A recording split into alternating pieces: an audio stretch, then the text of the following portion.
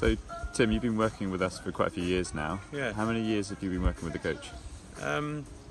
This is the fourth time I've been here, and the first time I came here, I met Sorrel, and I've been working with you guys since then, so 4 years now.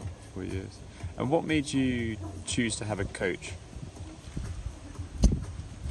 Well, I like having the coach particularly from here, because I get a structured session from, in my case, Sorrel, Yeah. and I get feedback, and I get good feedback, and the coach tailors the sessions to suit what I need to do without me having to think about it, and without me having to have any concern about whether I'm doing the right thing or not doing enough, or in fact doing too much perhaps.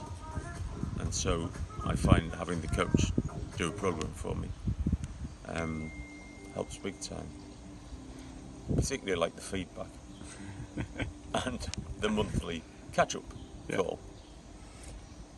So for you, kind of, if you were to sort of identify a few different things that you find particularly useful that you get from a coaching, obviously feedback's one of them, but what else does it add value to your training and your structure? Or how else does it add value to your structure? It provides me with a structure that I don't have to, that I can have the confidence to know is going to be right leading up to a series of events over the course of the season, and having that removes one worry from aiming for going to a race in the summer, for example.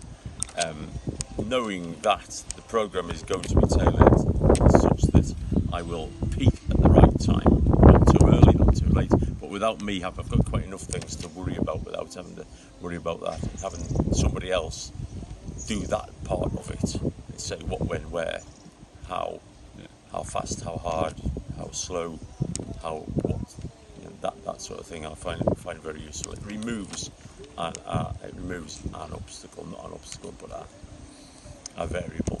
It gives it to somebody else to worry about. And I guess coaching can often be described as a bit of a journey. What have you learnt since working with Try Training Harder with Sorrel about both yourself, and also the sport?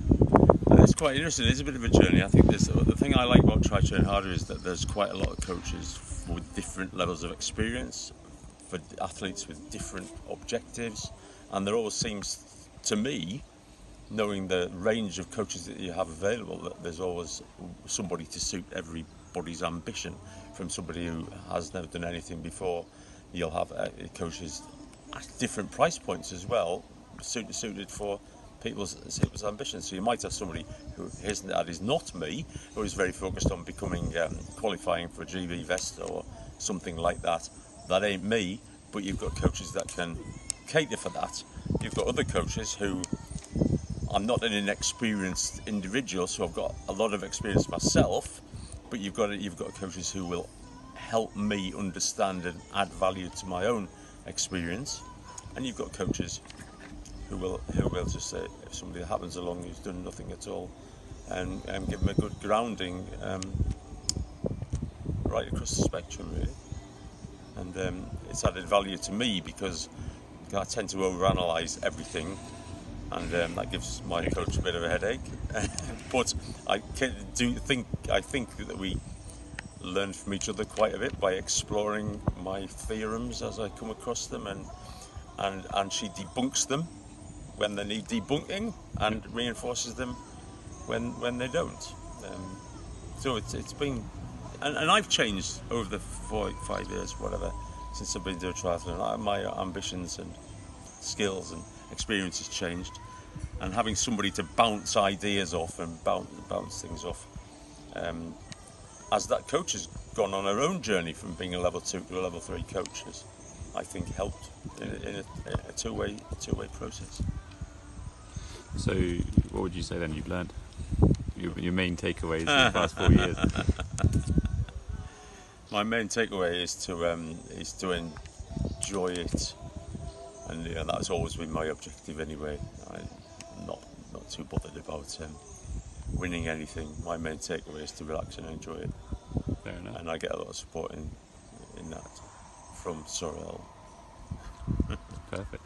What would you give as advice to somebody who's looking at maybe or maybe not starting to work with a coach? I mean, you are a level 2 coach yourself, and you've got experience within the sport. So, kind of, if you've got someone who's sort of sitting on the edge, maybe not. Yes, and in fact, to blow a trumpet for TTH, I think I've put quite a few customers in your direction based on my experience and generally the links without Tri Club in Durham. Yeah. I would say, and I understand that TTH are quite good at this, to get to contact via the appropriate channel.